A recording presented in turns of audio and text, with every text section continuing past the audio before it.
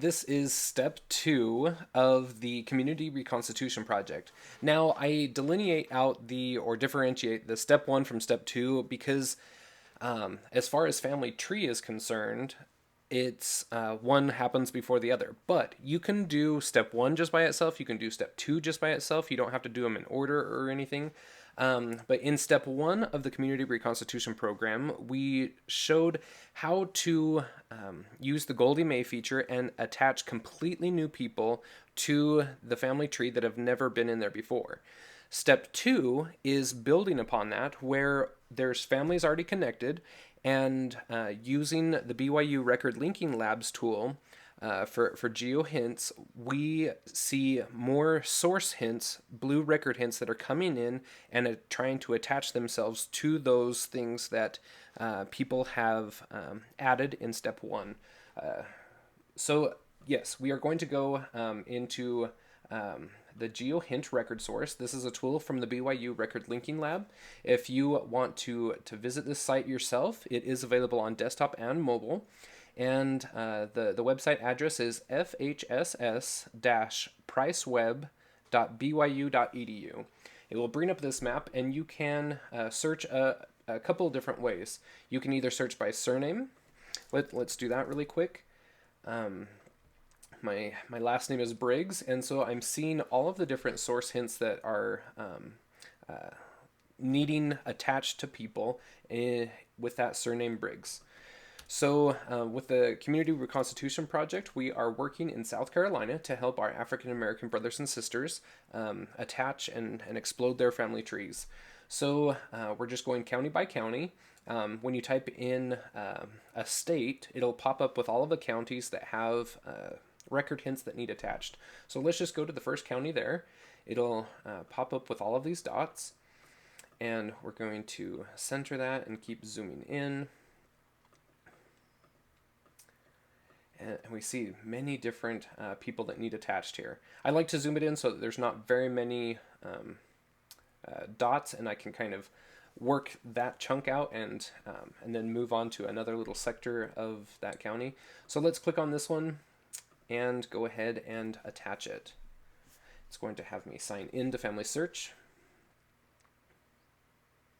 All right, now our first thing we want to do is to look over the record and make sure that this record on the left-hand side does match the tree that's existing on the right-hand side. So our goal with Source Linker is always to make every one on the left-hand side green. That's the end goal. And so we take at least 3 points of reference to connect a person and make sure that this is a valid source. So we have Mammy E. Rivers and Mary M.E.J. Pendarvis. And so Mammy could very easily be a nickname associated with this person. We do know that Rivers would be her married name, and maybe William has deceased by this time. 1855 to 1854, a very good match. Many times on census records, they're just listing the age, not the birth year. And so, depending on which month she completed her age that year, it could vary. So anything within 1 to 2 years, sometimes more if they were interviewing a child and the child was just guessing the age of their parents, etc. That one's to be taken with a grain of salt. It doesn't have to be exact matches. Anytime we're working with censuses, that we find that there's lots of different fluctuations, and they're still good matches. So let's go down the list here. We have Joseph S. Rivers, 1898 to 1897. This is an excellent match here. And then a sibling to the focus person. The focus person is always the one in blue. And so this is a sibling to him. And you'll notice the parentheses on the left-hand side do not match the parentheses on the right-hand side. All of the left ones are from the census. So this is the head of household, and this is a son to the head and a daughter to the head. On the right-hand side, we have father, mother, and the focus person. So whatever the head is, we can see the parentheses relate to the head. So this is a sister to the head, a brother to the head. If we change the focus person, that head will change, and all of the parentheses on the right-hand side will change there. Likewise on the left hand. But don't confuse this head with this head. The parentheses only apply to their column. All right, so now we have this Ellen A. Rivers. We want to just kind of look at her. Ellen seems to be a nickname for Eleanor. 1895 to there. We have Anne and A. Let's go ahead and we can also open it up and compare and just look. We do have 1895 with South Carolina, and this is a more complete date, but it is in South Carolina, etc. I would say that this is a very excellent match. So let's go ahead and add this over. One thing you do want to check is make sure that this is a standardized place. If you see the green check mark, both of these are standardized and you're good to go. If it's not, it'll have like a little error button, a little exclamation point, saying that you would need to click on it and click on the drop down menu and select one of the standardized places and go ahead and attach that. So let's add these over and attach. If there are any weird things that you come upon that you've looked and researched in the image, etc., and a daughter was misindexed and it's actually a granddaughter, etc., you would use a reason statement to attach that source to them. But if it's just we're just adding over and nothing is out of place, out of the ordinary that needs explained, you can just go ahead and attach it just like that. All right, so we close out of that tab. Every time that we're using the map feature, it's opening in a new tab for us. So let's go and do another one, and we'll see how to add these in. Okay, so this one's going to be a good one. If this is a correct match, we have two completely new people to the family tree that weren't there previously. So let's go and look for at least 3 points of contact. So we have John Curtis Clark, J. Curtis Clark, very good match, very good years. Carrie L. Clark, and here it lists her maiden name, possibly, Carrie Lee Way, 1877, 1876, that's a very good match. Joseph Clark, 1904, Joseph Clark, 1903. We have more complete information in the tree, but that's not always the case. And then to the head, there is an additional daughter and an additional son here. And we see that everything else looks very correct, so we are going to go ahead and add this family, attach this source to this family.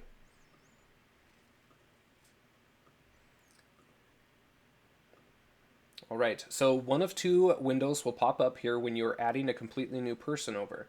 Either it has found a floater and it asks you to confirm and say, hey, we think we found this person. Is this a match? Yes or no? If there's any question, go ahead and add it as a new person. Keep in mind, you can't really mess this up too badly. If it needs merged down the road and that family is researching it and realizes that a merge needs to happen, that can happen later. If there's any doubt, go ahead and add that new person in, and that way nobody's missed and glanced over.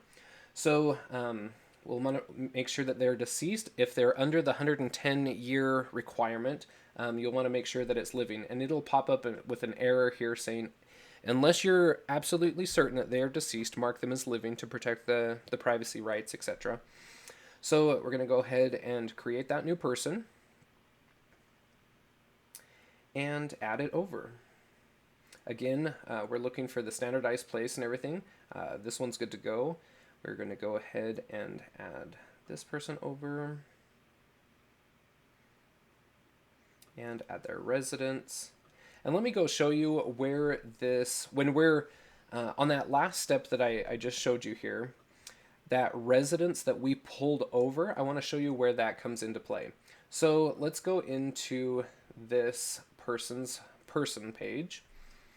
And when we add over a residence in the timeline for that person, that source has now added a residence. For the 1910, it says that they were living in this place. So it pulls up and puts a marker on that, on the map for that person. Now, if you're in Source Linker and you forgot to pull that residence over, it's okay. It just won't add that to the timeline.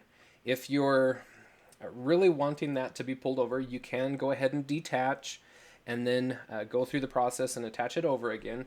But again, that's not completely necessary. This is one of the only places that that pops up. So we see that this new person only has one source listed to him, the one that we just added. And if we go into John Curtis Clark, for example, he was the head. He was already in family tree. Let's see how many sources he has. So he has one source here, but many new blue record hints pop up for him that you can go and attach and everything if you're wanting to go and focus on that person. Again, family search or family history has many different rabbit holes that you can go down and spend a lot of time in, whatever you'd like to do. Many people just go in here and try to clear out the blue dots.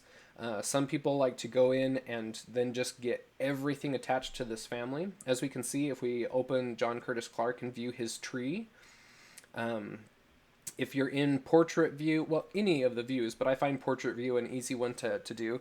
There are blue record hints all over that tree. You can help them out immensely by connecting all of those different sources to all of those people and exploding the tree for those people here. That would be an amazing work. So you can kind of do this process. You can just find one and then really help out that family and focus in on them and spend your time there.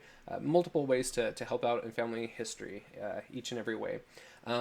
Again, let's do one more record hint, and this time I want to show you how we can use external tools to go ahead and automate much of this process. All right.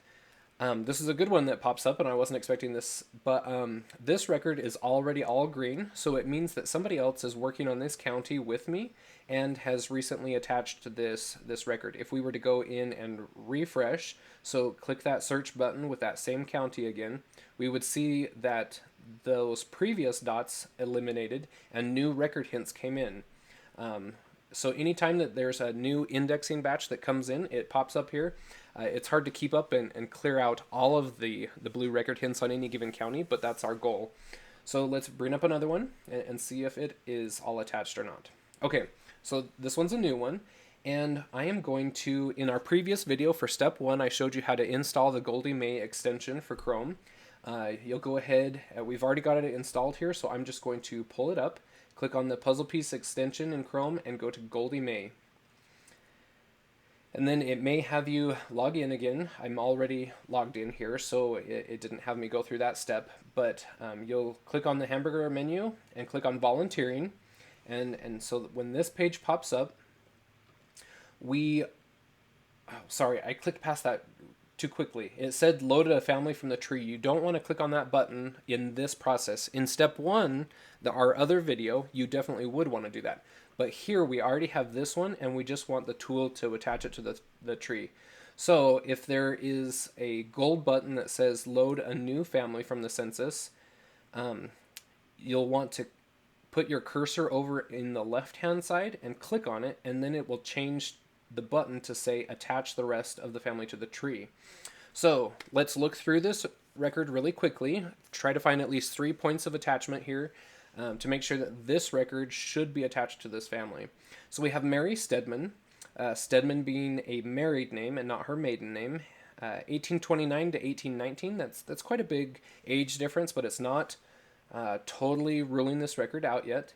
We have Lawrence Stedman, Francis Lawrence Stedman. We have a birth date, we have a death date, so that's not a huge thing to compare there yet. Kate Stedman, Stedman being a married name to her maiden name, Burbank, and that.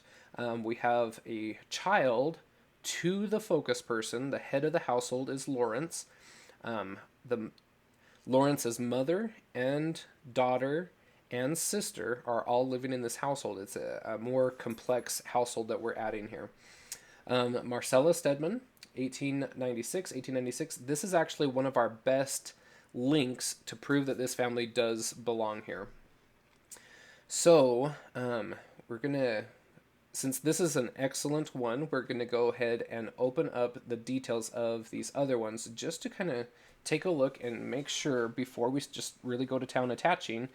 I believe that this is indeed the correct family, but we just want to kind of cover our bases really quick. So we have Mary November 1829. We have July 1819. So that is kind of a discrepancy, especially months and years being different. Um, it's not unheard of, especially who was answering the questions for the census. Maybe it was the daughter, the granddaughter, and she just guessed on the month. Oh, I think grandma was born in November. But here we have a more complete information, especially where there's death and birth information. There's probably a lot more sources going along with Mary than somebody who was interviewing over here had at the time. July 1857 in South Carolina, but it is South Carolina. I'm confident that this is the right people, but just to kind of look at some of the sources, if you're wanting to dive in further and look at these, let's go in and look at why these changes were made over here. So we do have this birth date and death date, but they both have 0 sources. They were added by this person, but there's no sources that confirm that. Let's go look at another census really quick, just kind of see what might be there. Birth 1821. Again, we have a different birth date than what's in Family Search. Where there's not any sources that confirm this date, maybe it was just guessed at one point. We don't know, but look at how many family relationships are pretty dang good matches here. So I'm going to go ahead and attach this one. I feel very confident. Anytime that we're dealing in the United States Census, Family Search is 95% sure that these records should be attached to the families that they're suggesting. So I'm gonna take it on that, even though that some of the dates are a little bit off, and some of the places, all of the places are fairly accurate here. So I'm going to use the GoldieMay tool and attach the rest of the family. So click on that, and it's going to start with the head, or the focus person, sorry, and go ahead and attach all of these over for us. And we'll see if it catches all of the children and the siblings. Sometimes it does, sometimes it doesn't. We might have to do those manually. So it is attaching over Marcella. We'll see if it attaches Aline. Okay, so it did not attach Aline, and it does say congrats over here. So we can click back over here and click add and create this new person. That is a new sibling. All right, and ooh, the tool took over for me. I seen that the place was not standardized. So you can either do that before you click on the tool here, and before it gets automated and just kind of takes over for you, or you can go in and manually standardize that information. So let's go and do that really quick so that I can show you that process of manually doing it.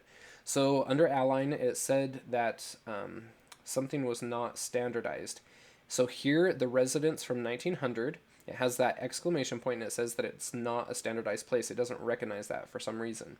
So we need to go in here, and we need to click on the standardized thing and choose which one is the actual fit for what this is. So we have Dorchester Township, Somerville Town in the county Dorchester in South Carolina. So we either need to choose Dorchester or Somerville. And so this census record was covering 2 different towns, the Dorchester Township and the Somerville Town, and we don't know which one is the actual place that they were living in. So I wouldn't choose either one of those. I would go back to the county level and just choose the county, so that the information, the place of residence is accurate. They were living in Dorchester County, South Carolina, United States. Now that is not deleting that information from their record. It's just standardizing it. If you need to go back in and see what the original was, you can do that at a later point by clicking on edit and seeing all of the changes listed to that specific residence here. You can see what the original was and what it was standardized to. All right, now let's go, just for fun, look at their entire family and view their tree and see how many sources are listed in their tree. Now, let's see, we have Mary and William, and then this Francis and their daughter, Aline, that we created. So anyway, there are many different opportunities to go in and attach blue record hints to all of those people, verify their dates, find the best birth date information for all of those that we just kind of guessed on in this last one. I'm very confident that it was the correct family, but there's just many records that have guesses on them, and so we need to go in and attach many sources so that we can actually narrow that down and find the actual birth years for those people. All right, if you have any questions, get in contact with me or with one of your work consultants, and we can definitely help you out on using the GeoHint record search to attach new families based upon county or upon surname, and also using the GoldieMay feature. It's a handy tool that allows us to automate much of the process and speed up our family history work. Anyway, if you have any questions, let me know. Have a great day.